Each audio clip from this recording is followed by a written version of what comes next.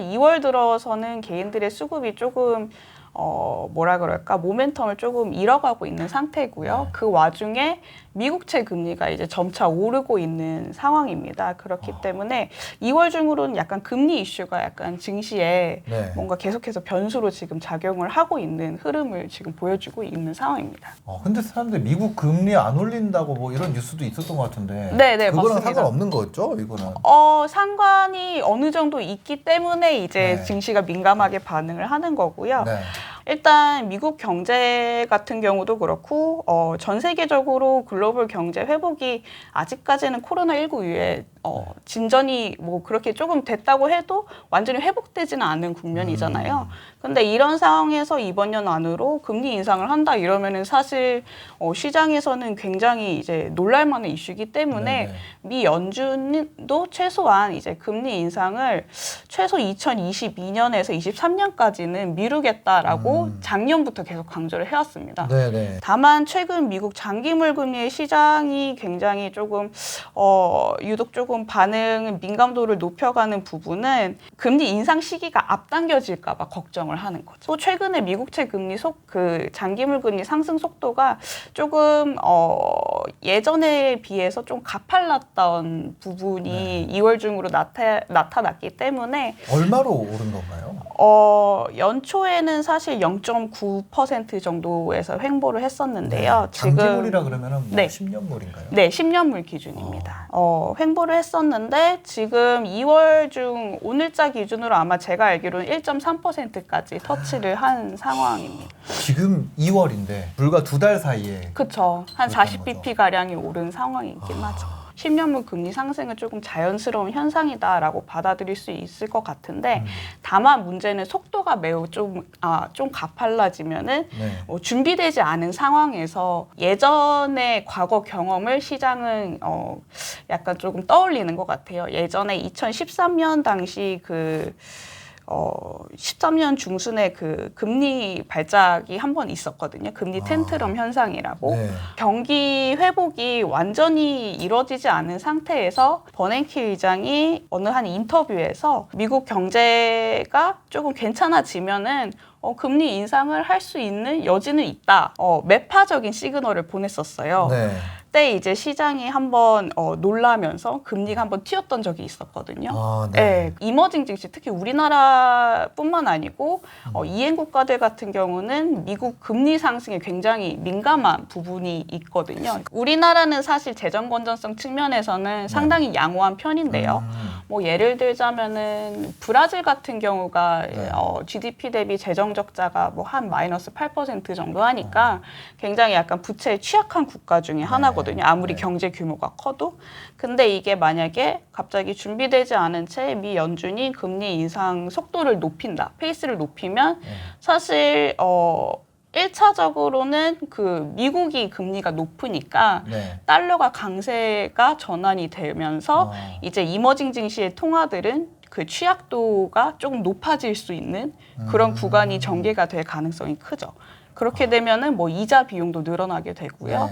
또 통화적인 측면에서 매력도가 조금 떨어지는 측면이 있습니다. 신흥국 통화가 더. 그렇습니다. 떨어지니까. 그러면은 자연스럽게 증시도 선진국 쪽으로 자금이 유입이 되는 거 대비해서 신흥국 쪽으로 자금이 유입되는 그 상대 강도가 상대적으로 좀 적을 수밖에 없는 편이죠.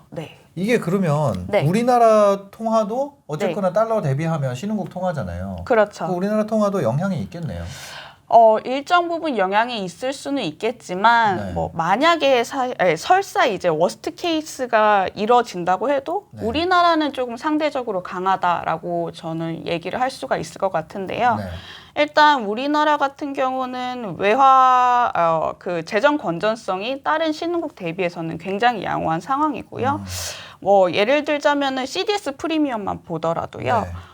우리나라가 신흥국 중에서 가장 낮습니다. 약간 20bp 정도 되는데 한 뭐 브라질이나 인도 이런 데 대비해서는 월등히 낮은 수준이고요. 또 이게 우리나라가 이제 위안화랑 이제 그 상관계수가 높은 통화 중에 하나인데요. 사실 위안화 같은 경우도 지금 국제시장에서 결제 비중을 계속해서 확대를 하면서 약간 영향력을 높여가고 있는 상황이잖아요. 그렇게 따진다면 위안화가 급격하게 절하될 가능성이 낮다면 우리나라도 사실 그 EM 통화 중에서도 뭐 급격하게 절하될 가능성은 좀 사실 낮다라고 보면 될 것 같습니다. 네. 여러분들이 여러 전문가분들이 얘기를 하셨겠지만 이번 연도부터 우리나라가 이익이 굉장히 좋아지는 국면이어서 기업 이익들이요. 네, 기업 이익들이요. 금리 상승이 저는 꼭 우리나라의 측면에 있어서 부정적인 거는 아니라고는 봅니다. 네. 그럼 긍정적인 면도 있을까요? 우리나라의 긍정적인 면은 일단 우리나라 같은 경우는 다른 이머징 국가 대비해서 약간 중후장대 업종의 비중이 상대적으로 좀 높습니다. 그러니까 대만이랑 우리나라의 공통점을 굳이 따지자면 일단 1차적으로 IT 비중이 높고요. 근데 대만과 조금 차별성을 둘 수 있는 점이 우리나라는 철강이나 화학이나 뭐 여타 운송 뭐 이런 다른 수출 그 중후장대 시클리컬 업종들의 비중이 높기 때문에 사실 최근에 이머징 증시의 그 이익 그 전망치를 따져보더라도 우리나라의 그 11months forward EPS라고 하죠. 그 이익 개선 속도가 여타 국가 대비 굉장히 빠르거든요. 그게 이제 우리나라가 그 중후장대 업종을 포함을 하고 있어서 반도체뿐만 아니 그 수출 지표들의 그 회복에 이제 올라탈 수 있는 기업들이 많기 때문에 네, 우리나라는 상대적으로 지금 경기 회복 사이클 국면에서는 사실 금리 상승에는 어느 정도 수혜를 볼 수 있다라고 볼 수 있죠. 네. 코로나19 이후에 경제 회복 기대감을 지금 반영을 본격적으로 하기 시작했다라고 큰 틀에서 이해를 하시면 될 것 같고요. 미국의 경우를 보더라도 지금 백신이 12월 달에 나오고 1월 달부터 본격적으로 지금 접종을 시작을 했잖아요. 사람들의 그 상용화가 시작이 됐는데 실제로 지금 오늘자 기준으로도 보면 미국 내 지금 1일 확진자 수가 그 고점이 12월 달에 찍힌 수준이었거든요. 고점 대비해서 거의 한 75%가량 빠졌어요. 확진자 수가 그래도 높긴 한데 한 7만 명 수준이거든요. 근데 일단 백신이 나와서 빠르게 이제 코로나 확진자 수, 신규 확진자 수가 감소를 하다 보니까 사실 원래 마지막 퍼즐이 내수 경기가 언제 회복되느냐가 조금 중요한 국면이었는데 이번 충격을 벗어나는 마지막 퍼즐이 그렇죠. 근데 이제 그것까지 기대 심리를 반영을 하기 시작한 거죠. 네, 그래서 기대 인플레이션이라고 또 인플레이션이 얼마나 올라갈까를 반영하는 그 지표가 있거든요. 기대 인플레이션 지표도 사실 10년물 금리보다 더 올라갔어요. 네, 이미 기대 심리는 사람들은 이제 경기 회복이 거의 언젠가는 정상화가 될 것이다 라는 거고 그렇기 때문에 이제 상승이 이제 미국채 그 10년물 장기물도 이제 되고 있는 상황인 거죠. 네. 기대 인플레이션이 올라가면은 이제 거의 상관관계가 비슷하다고 보시면 될 것 같고요. 네, 다만 약간 기울기에 좀 차이지 방향성은 똑같습니다. 12월 달까지만 해도 뭐 그렇게 뭐 뚜렷하게 반등을 한다 이런 느낌은 없었어요. 근데 저번 주에 이제 1월 달 미국 소매 판매 지표가 발표가 됐는데 전월 대비해서 제가 알기로는 플러스 전환이 됐거든요. 근데 이게 아마 제가 알기로는 그 작년 6월 이후에 처음으로 반등을 한 상황입니다. 지금 아직 막 저희 주변에 보면은 아작 나 있거든요. 아작이요? 네, 그러니까 이 실제 경기. 실제 경기가 우리나라 같은 경우에 그렇죠, 그렇죠. 그런데 보면은 이런 지표들은 조금씩 고개를 들기 시작한다는 거 아니에요? 맞습니다. 네. 그것도 아주 뭐 빠르게. 그렇죠. 이게 이제 막 이제 고개를 들기 시작해서 이게 향후 이제 속도를 어느 정도 지켜를 봐야겠지만 뭐 빠르게 올라갈 가능성도 있고요. 아니면은 뭐 사실 시장이 예상했던 것보다 상대적으로 좀 더딜 수도 있고요. 그거는 이제 또 차후 이제 지켜봐야 되는 부분인 것 같습니다. 고용은 어때요? 미국 고용이요? 미국 고용은 아직까지 사실 올라오지 않고 있는 상황이거든요. 그렇기 때문에 미 연준이 더 신중할 수밖에 없는 이유가요. 미 연준이 이제 그 긴축 가능성을 점검을 할 때 가장 중요하게 보는 지표가 그 물가 지표 하나랑요. 네. 두 번째로는 이제 고용 지표인데 사실 뭐 물가 지표는 일단 지금 최근에 하도 이슈가 되니까 뭐 올라온다고 치더라도 만약에 고용이 안 올라온다 이러면은 네. 사실 미 연준이 그 금리 인상 부분에 대해서 되게 매파적으로 전환할 가능성은 낮거든요. 네, 고용은 아직까지 실업자 비중도 조금 높은 상황이고요. 네. 제가 알기로는 뭐 지난주 발표된 실업수당 청구 건수도 네. 원래 이게 뭐 좀 점진적으로 감소를 해야지 이제 의미가 있다라고 볼 텐데 이게 뭐 횡보하다가 또 오르다가 이제 아직까지는 들쭉날쭉한 지표 통계가 발표가 되고 있어서 고용 부분에 있어서는 아직까지는 미국 쪽도 조금 더딘 것 같습니다. 네. 고용 지표가 회복이 안 되고 있기 때문에 뭐 금리 인상 스케줄이 당겨질 가능성은 조금 낮다. 그렇죠. 낮다라고 보는 시각이 일단은 대부분인 상황이고요. 네. 뭐 일각에서는 만약에 고용 지표도 조금 개선세를 보인다면은 일단 소비 지표도 지금 뭐 괜찮게 나올 가능성이 높기 때문에 향후 이러면은 미국의 금리 인상 시계가 조금 빨라지는 거 아니냐. 일각에서 우려하는 부분은 약간 그런 부분인 것 같습니다. 그렇죠. 기준금리가 일단 올라가면은 우리나라도 그렇고 미국도 그렇고 일단 기준금리 따라서 다들 시중금리를 올려야 되는 상황이기 때문에 단기금리까지도요. 네. 일단 내부적으로는 뭐 금리 인상에 따른 그 내수 경기 그 이슈가 조금 자리를 많이 잡을 것 같고 특히 우리나라 같은 경우는 부동산이 워낙 또 이제 저금리의 수혜를 받고 또 이랬기 때문에 약간 그거에 조금 민감을 할 것 같고요. 네. 크게 글로벌적으로 보자면은 제가 아까 말씀드렸다시피 만약에 미국 경제 회복, 미국이 상대적으로 경제 회복 속도가 다른 나라 대비해서 좀 빨라요. 그래서 금리 인상을 얘네가 하겠다라고 하면은 사실 다른 나라들은 경제 회복이 그만큼 되지 않아서 준비가 되지 않은 상황이잖아요. 그렇죠.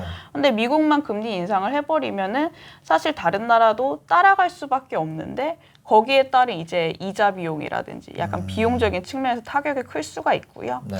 통화적인 측면에서도 달러가 어쨌든 간에 신용도가 높고 글로벌 결제 통화 기준으로는 아직까지는 1위이기 때문에 달러로 이제 사람들이 매수 심리를 확대할 가능성이 높고 그렇게 된다면은 여타 다른 통화들이 뭔가 환차익 측면에서 매력도를 잃어버리게 되는 거죠. 네. 근데 우리나라는 아니다. 우리는 아까 상대적으로, 상대적으로. 이머징 내에서. 이머징 중에서 만약 이머징 쪽의 투자 매력이 조금 많이 상실되긴 하겠네요. 금리 인상이 되면. 그렇죠. 그래서 이제 금리 인상 이슈가 불거질 때마다 이제 시장에서는 괜찮을 거다 이러면서 이제 좀 달래려고. 실제로 2018년에 금리 올라갈 때 우리나라 계속 흘렀잖아요. 그때 그죠? 조금 그랬죠. 설상가상으로 이제 트럼프가 또 이제 한번 또 난리치는 바람에. 그래서 이게 그러니까 참 이게 네. 금리에 대해서 되게 되게 이슈가 올라가면은 조금 시장이 굉장히 많이 민감해지는 것 같아요. 금리 외에 다른 이슈들도 있나요? 1월 중으로는 이제 개인들 수급 아까 제가 말씀드렸다시피 어마어마했었는데 사실 2월 중으로는 조금 수급이 약한 주춤한 모습이고요. 기관들도 그 주식 비중 맞추려고 지금 그러니까 1월 달에 주식 시장이 어마어마하게 좋았던 이유가 뭐 외국인들이랑 기관들이 그렇게 많이 사진 않았어요, 사실. 개인들이 진짜 많이 샀었거든요.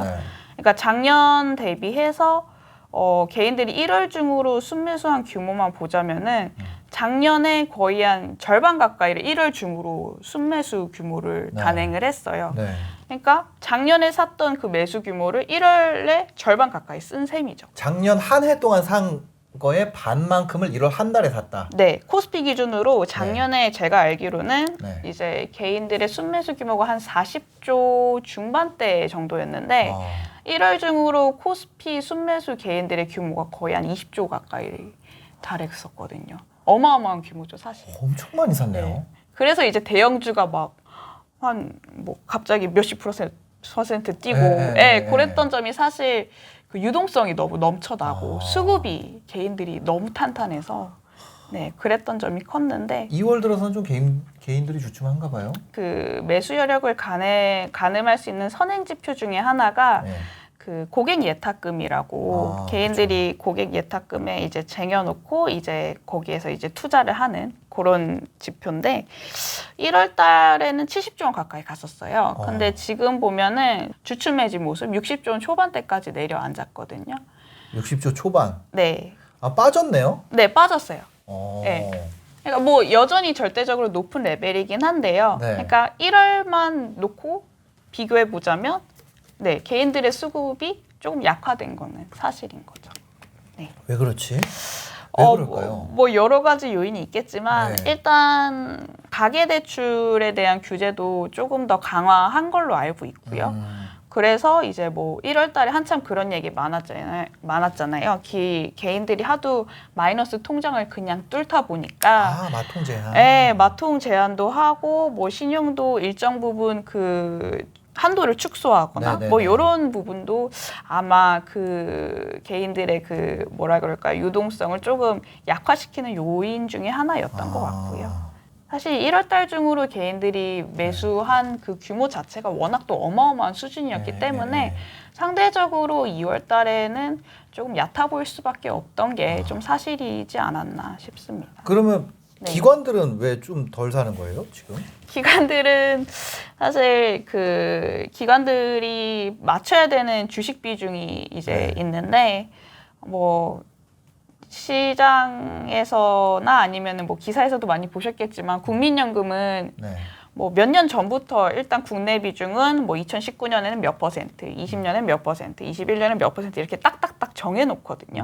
그리고 나서 이제 그 비중을 맞추는데 작년부터 국내 주식 비중은 점차 줄이는 익스포저로 가고요. 해외 주식 비중을 좀 늘리는 익스포저로 가서 이게 만약에 워낙 또 이제 작년에 우리나라 주식 특히 대형주 위주로 좋았잖아요. 네네. 대형주 위주로 이제 기관들이 사는 측면도 있고 그렇게 된다면은 대형주의 수익률이 좋으니까 차익 실현을 일부 할 수밖에 없는 거죠. 비중을 맞추려면. 그래서 매도 물량이 좀 상대적으로 많이 나온 것도 있고요.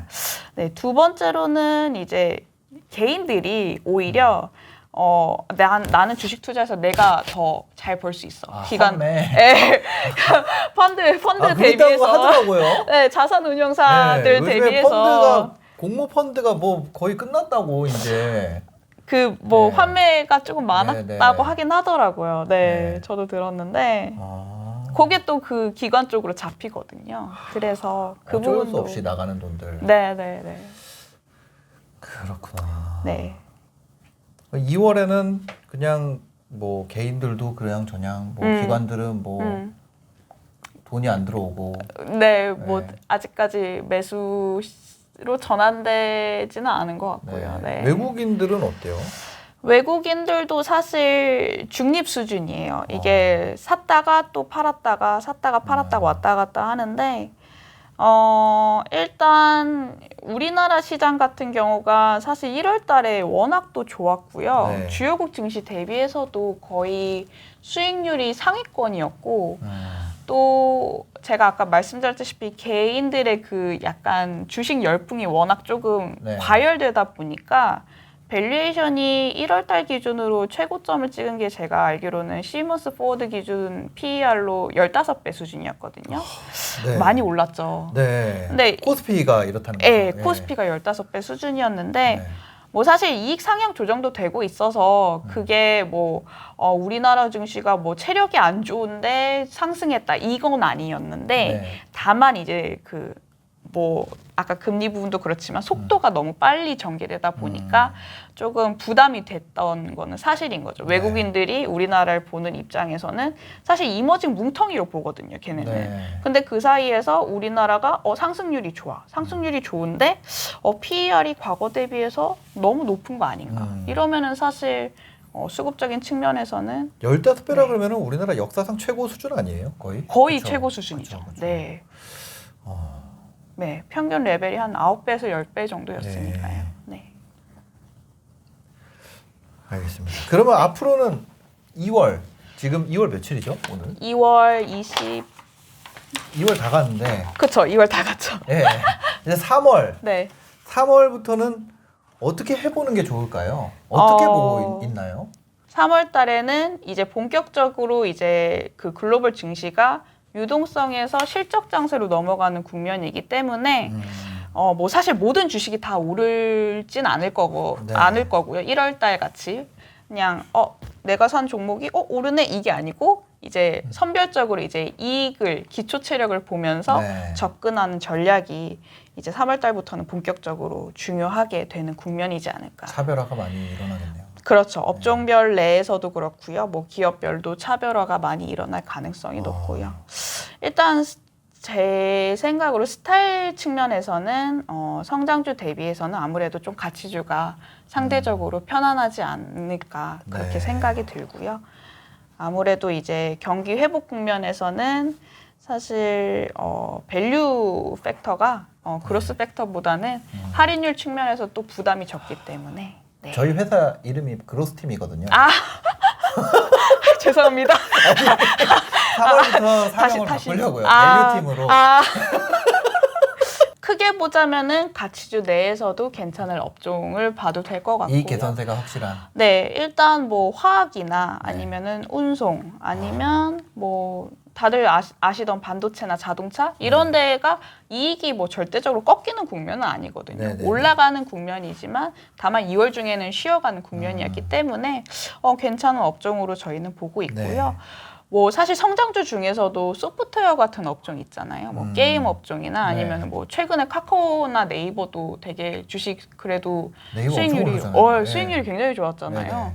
얘네들은 이제 성장에 대한 프리미엄을 받는 기업이다 보니까 사실 성장주 중에서도 이제 그런 기업들 잘만 가리면 괜찮을 것 같다라고 저는 생각이 듭니다. 네. 업종별로는 화학, 운송, 반도체, 자동차. 네. 일단 그 중국 PPI 물가가 올라오고 있는데 그 상관관계가 가장 높은 업종이 생산자 물가죠. 네, 생산자 물가입니다. 네. 걔네랑 상관관계가 가장 높은 업종이 이제 화학이랑 또 운송 업종입니다. 화학은 이제 소재 측면에서 가격이 올라가면은 약간 정해관계로 이익 추정치도 그만큼 상향 조정이 되거든요. 근데 PPI가 중국 1월 달에 전년 동기 대비 0.3% 플러스 전환을 했어요. 그러니까 상승 초입 단계에서 여기 지금 초입이 시작이 된 거죠. 그러면은 사실 화학 영업이익 추정치랑 뭐 외국인 매수 규모가 그간 많았긴 했지만 화학도 이걸 따라서 점진적으로 이익 레벨이 올라간다라고 봤을 때는 그 화학 내에서도 그 수익률이나 뭐 밸류에이션이 부담이 그렇게 가지 않는 그 종목들에 대해서는 조금 투자를 해도 괜찮은 국면이지 않을까. 네, 저는 그렇게 생각이 듭니다. 전반적인 환경이 따지고 봤을 때 화학이 제일 환경이 좋다. 그렇죠. 중국 경기 회복이 1차적으로 담보가 된다면은 중국이랑 상관관계가 높은 화학 업종은 괜찮을 것 같고요. 운송 업종도 마찬가지인데 운송 업종 같은 경우는 조금 이제 과거 국면이랑 특이하게 다른 점이 최근에 물동량 증가는 확연하게 일어나고 있는데 배가 없잖아요. 그 컨테이너 그 운임료도 굉장히 많이 뛰고 있고요. 근데 운송 업종 같은 경우는 뭐 H&M이라든지 그 대표하는 업종들의 밸류에이션이 상대적으로 낮아요. 그래서 밸류에이션을 보는 그 투자자들 입장에서는 운송 업종도 상대적으로 좀 편안하다라고 볼 수 있을 것 같습니다. 많이 싸다. 네, 많이 쌉니다. 네, 이익 상향 조정 대비해서요. 알겠습니다. 그럼 예를 들어서 지금 얘기하신 거는 대부분 이제 중국 PPI가 오르고 있다. 그러니까 중국 경기가 회복된다라는 전제 하에 이제 이런 건데 그럼 그냥 중국 주식 사면 안 돼요? 중국 주식도 저희 중국 주식 되게 좋아하고요. 네, 중국 섹터도 되게 좋게 보고 계셔서 중국 주식도 사도 됩니다. 근데 뭐 굳이 우리나라 주식을 이제 또 사는 게 사서 보자면은 아직까지 그래도 못 간 업종들이 있으니까 그런 업종들을 계속해서 보자. 알겠습니다. 오늘 또 2월 셋째 주 매크로 이슈 이재선 연구원님과 이야기 나눠봤습니다. 오늘 좋은 얘기 전해주셔서 감사합니다. 아닙니다. 제가 감사했습니다. 네, 오늘 영상 보시고 도움이 되셨다면 구독과 좋아요, 댓글까지 부탁드리겠습니다. 영상 봐주셔서 감사합니다. 행복한 하루 되세요.